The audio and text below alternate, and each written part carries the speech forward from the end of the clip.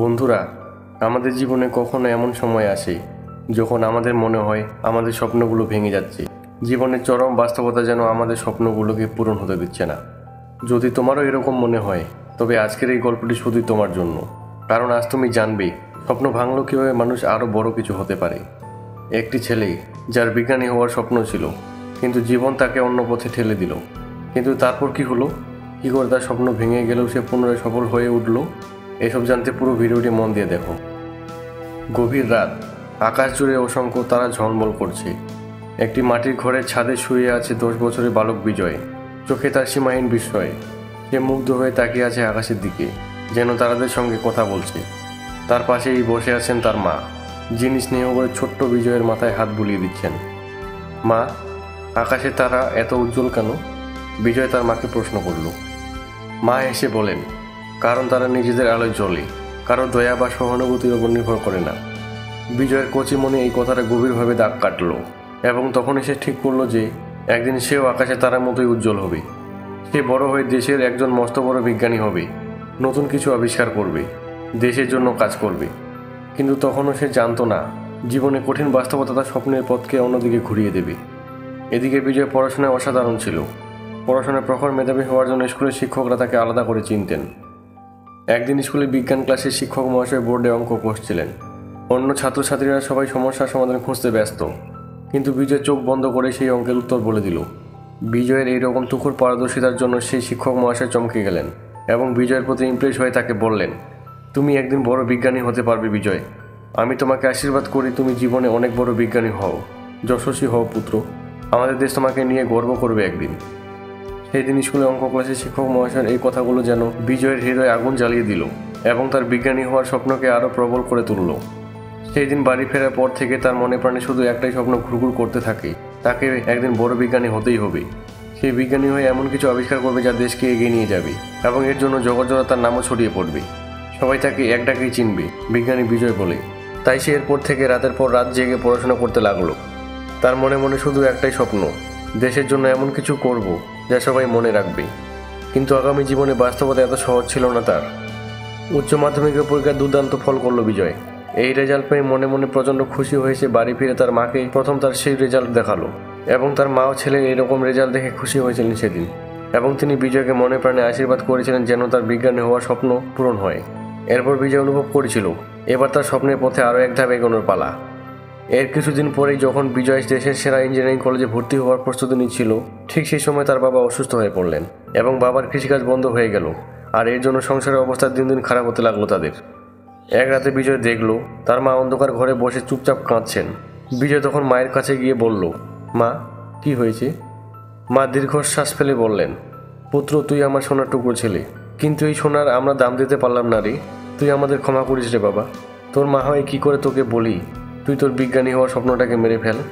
বাবা, তোর পড়াশোনা চালানোর খুব ইচ্ছে আমাদের, কিন্তু কি করব বল। তোর বাবা অসুস্থ, বাড়িতে খাবার নেই, এমন অবস্থায় তোকে কলেজে কি করে পাঠাবো? মায়ের মুখে হতাশাজনক এই কথা শুনে তৎক্ষণে বিজয়ের মাথায় যেন পুরো আকাশটা ভেঙে পড়ল, এবং চোখের সামনে তার এতদিনের স্বপ্নটাকে এভাবে মেরে ফেলতে হবে তা যেন কিছুদিন মন থেকে মেনে নিতে না পেরে মনে মনে প্রচণ্ড কষ্ট পেল বিজয়। সেদিন প্রথমবারের মতো বিজয়ের মনে একটা প্রশ্ন জাগলো, তাহলে আমার এই স্বপ্নটা কি শুধু তাদের জন্য যাদের টাকা আছে? কিছুদিন পর তার বন্ধুরা যখন বড় বড় কলেজে ভর্তি হচ্ছে, তখন বিজয় কাঁদতে কাঁদতে বাবার ওষুধ কিনতে ছুটছে।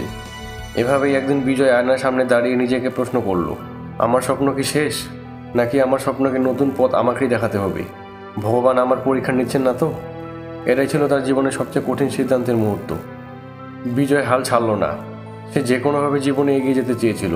তাই নিজের বিজ্ঞানী হওয়ার স্বপ্ন পূরণ না হলেও তাকে যে করেই হোক সফল হতেই হবে, ও জীবনে এগিয়ে যেতেই হবে। এই দৃঢ় সংকল্প নিয়ে সে প্রথমে একটা ছোটোখাটো দোকানে কাজ নিল। সকাল থেকে রাত পর্যন্ত সে সেই দোকানে কাজ করত। তারপর রাতে বাড়ি ফিরে হ্যারিকেনে আলোয় বই খুলে বসত বিজয়। মেধাবী বিজয়ের এই কঠোর পরিশ্রম দেখে একদিন দোকানের মালিক তাকে বললেন, বিজয়, তুই তো এত মেধাবী, তাহলে শুধু চাকরি করলে চলবে?